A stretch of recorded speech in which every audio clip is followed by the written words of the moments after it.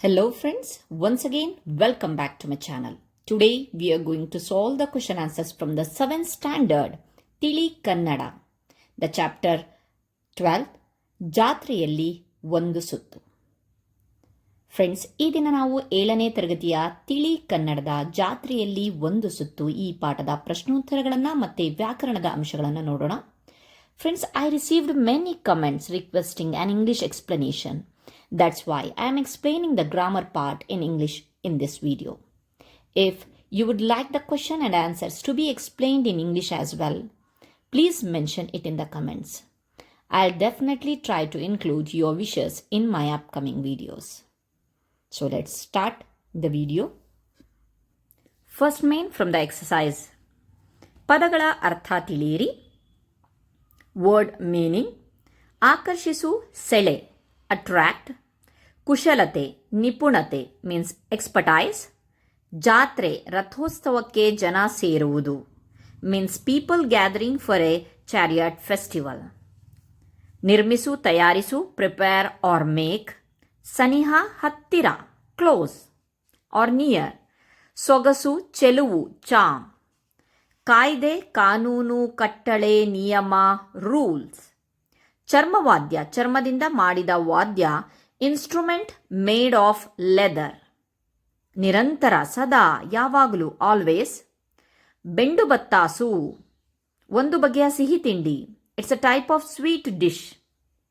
ಸಮೂಹ, ಗುಂಪು, ಕ್ರೌಡ್. ಹರ್ಷೋದ್ಗಾರ, ಸಂತೋಷದ ಧ್ವನಿ, sound of happiness. Okay, next move on to the question answers. ಒಂದು ವಾಕ್ಯದಲ್ಲಿ ಉತ್ತರಿಸಿರಿ. Answer in one word or one sentence. First question: ಜಾತ್ರೆಯಲ್ಲಿನ ಅಂಗಡಿಗಳನ್ನು ನೋಡಿ ವೇಣು ಏನೆಂದು ಆಶ್ಚರ್ಯ ವ್ಯಕ್ತಪಡಿಸಿದನು. ಉತ್ತರ: ಜಾತ್ರೆಯಲ್ಲಿನ ಸಾಲು ಸಾಲು ಅಂಗಡಿಗಳನ್ನು ನೋಡಿ ವೇಣು, ಅಬ್ಬಾ ಅಜ್ಜ, ಇಲ್ಲಿ ಎಷ್ಟೊಂದು ಅಂಗಡಿಗಳಿವೆ ಅಲ್ವಾ, ಪ್ರತಿದಿನವೂ ಹೀಗೆ ಇರುತ್ತವೆಯೇ ಎಂದು ಆಶ್ಚರ್ಯ ವ್ಯಕ್ತಪಡಿಸಿದನು. ಸೆಕೆಂಡ್ ಕ್ವೆಶ್ಚನ್: ದೊಂಬರಾಟದ ಹುಡುಗಿ ಯಾವ ಸಾಹಸ ಮಾಡುತ್ತಿದ್ದಳು.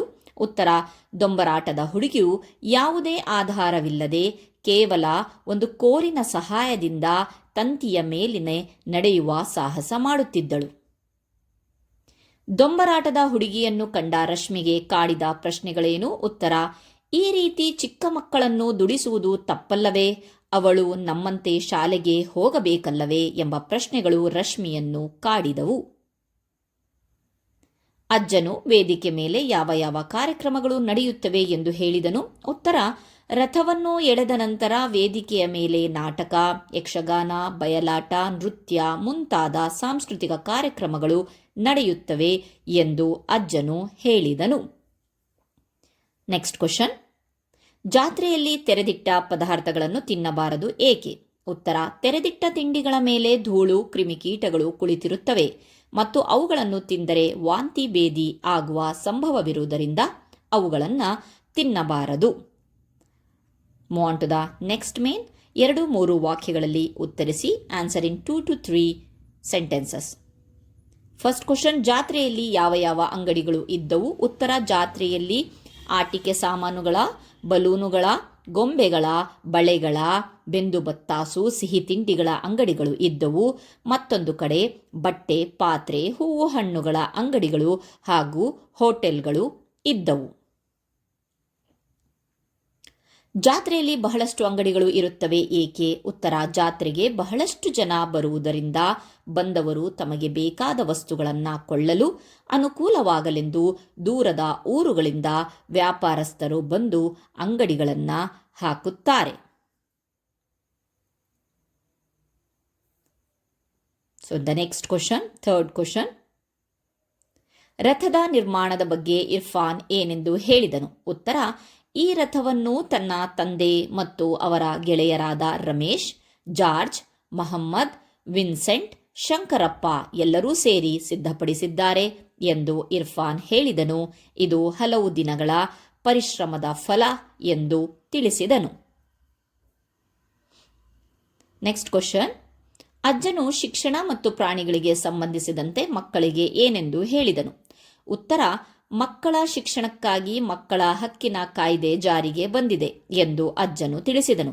ಹಾಗೆಯೇ ಹಿಂದೆ ಆಟಗಳಲ್ಲಿ ಪ್ರಾಣಿಗಳನ್ನು ಬಳಸುತ್ತಿದ್ದರು, ಆದರೆ ಈಗ ಪ್ರಾಣಿಗಳನ್ನು ಬಳಸಬಾರದೆಂಬ ಕಾನೂನು ಇದೆ ಎಂದು ವಿವರಿಸಿದನು. ರಥದ ಮುಂದೆ ಸಾಗಿದ ಕಲಾ ತಂಡಗಳು ಯಾವುವು?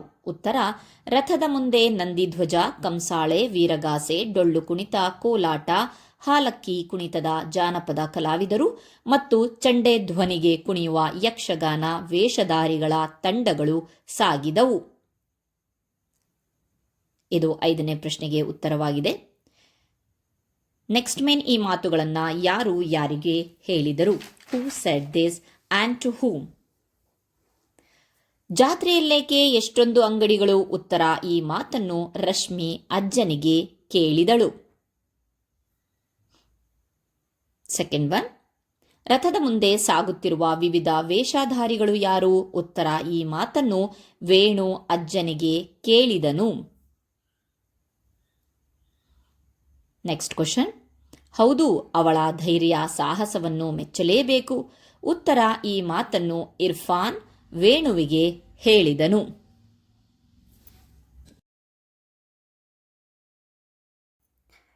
Move on to the next main from the ಭಾಷಾಭ್ಯಾಸ. ಈ ಕೆಳಗಿನ ಪದಗಳನ್ನು ನಿಮ್ಮ ಸ್ವಂತ ವಾಕ್ಯಗಳಲ್ಲಿ ಬಳಸಿ ಬರೆಯಿರಿ. It means make your own sentence. ಆಕರ್ಷಿಸು. ಅವಳ ಹಾಡು ಎಲ್ಲರನ್ನೂ ಆಕರ್ಷಿಸಿತು ಅಂತಂದರೆ her song attracted everyone. ಕುಶಲತೆ. ಅವನ ಕುಶಲತೆ ಎಲ್ಲರಿಗೂ ಇಷ್ಟವಾಯಿತು. Everyone liked his skill. ಸೊಗಸು. ಈ ಹೂವಿನ ಸೊಗಸು ಮನಸ್ಸಿಗೆ ಮುದ ನೀಡುತ್ತದೆ. The beauty of this flower gives pleasure to the mind. ವೀಕ್ಷಿಸು. ನಾವು ಕ್ರಿಕೆಟ್ ಪಂದ್ಯವನ್ನು ವೀಕ್ಷಿಸಿದೆವು. V watch the cricket match. ಕುತೂಹಲ. ನನಗೆ ಹೊಸ ವಿಷಯಗಳನ್ನು ಕಲಿಯಲು ಕುತೂಹಲವಿದೆ. I have curiosity to learn new things. Okay, the next main is ಲಿಂಗ ಸಂಬಂಧಿ. ಆ ಪಟ್ಟಿಯಲ್ಲಿರುವ ಅಂಶಗಳನ್ನು ಬ ಪಟ್ಟಿಯ ಅಂಶಗಳನ್ನು ಹೊಂದಿಸಿ ಬರೆಯಿರಿ. So this is the match the followings. ಇಲ್ಲಿ ನಾವು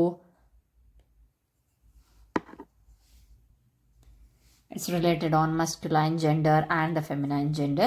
So ಅಜ್ಜಿ ಅಜ್ಜ, ತಾಯಿ ತಂದೆ. ಓಕೆ, ನೆಕ್ಸ್ಟ್ ಹುಡುಗಿ ಹುಡುಗ, ಬಾಲಕಿ ಬಾಲಕ, ಗಂಡಸು ಹೆಂಗಸು, ಅತ್ತೆ ಮಾವ, ಅಣ್ಣ ಅಕ್ಕ. Next move on to the next main. ಕೆಳಗಿನ ಪದಗಳಿಗೆ ವಿರುದ್ಧಾರ್ಥಕ ಪದಗಳನ್ನು ಬರೆಯಿರಿ. Write the antonyms for the following words. ಅನುಕೂಲ ಅನಾನುಕೂಲ. Favourable unfavourable. ಸಂತೋಷ ಅಸಂತೋಷ. Happy sad or unhappy. Happy unhappy. ಧೈರ್ಯ ಅಧೈರ್ಯ. Courage discourage. ಆಧಾರ ನಿರಾಧಾರ. ಆಧಾರ ಅಂದರೆ support or base or baseless. ಸಮತೋಲನ ಅಸಮತೋಲನ. Balance imbalance. ಸನಿಹ ದೂರ. Near far. ಈ ಕೆಳಗಿನ ಪದಗಳನ್ನು ಬಿಡಿಸಿ ಬರೆಯಿರಿ. ಬಿಡಿಸಿ ಬರೀಬೇಕಂತೆ. ಓಡಾಟ.